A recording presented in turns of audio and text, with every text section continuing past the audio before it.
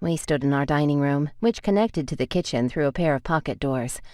Dad had Mom up on the counter, legs wrapped around his waist, his tongue so far down her throat it should have triggered her gag reflex. "You do realize we're watching you, right?" Kit asked loudly.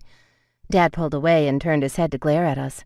Mom winked, but she didn't have the grace to blush. "Take another 10 minutes to fix your hair or something," he said. "Then come back down for breakfast." Kit growled next to me. She had Dad's temper. I wish I did. I always followed the rules, and it kind of sucked. Kit called me a daddy's girl, and maybe she was right.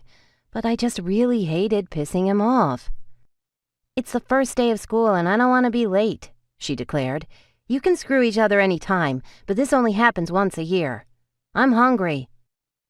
Dad stepped slowly away from Mom, turning toward us and crossing his arms. His faded tats told 100 stories, and most of my friends were a little nervous around him. His black leather cut, emblazoned with Reaper's MC colors, didn't help. Lucky us, we couldn't have a normal dad who worked at a bank or something. Nope. Ours had to be the president of a motorcycle club. According to my best friend, Quinn, Dad was a badass motherfucker, and she was right. I knew no matter what happened, he'd always be there for me.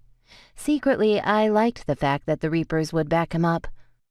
The sight of Dad's tats and patches made me feel sort of safe, but I'd never admit it. None of that made finding him and my mom practically doing it in the kitchen any less disgusting. I mean, I made sandwiches on that counter. Now where was I supposed to make them?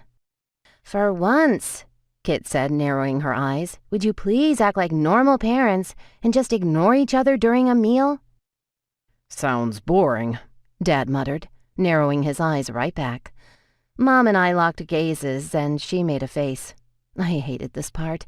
Dad and Kit could turn anything into a fight. Mom said they were way too similar, and I agreed. She was the oil that kept our family running smoothly, diffusing situations before they got out of hand. "I don't like being bored," he added. "Go do whatever it is girls do in the bathroom for a while, and then you can come back down. My house, my rules."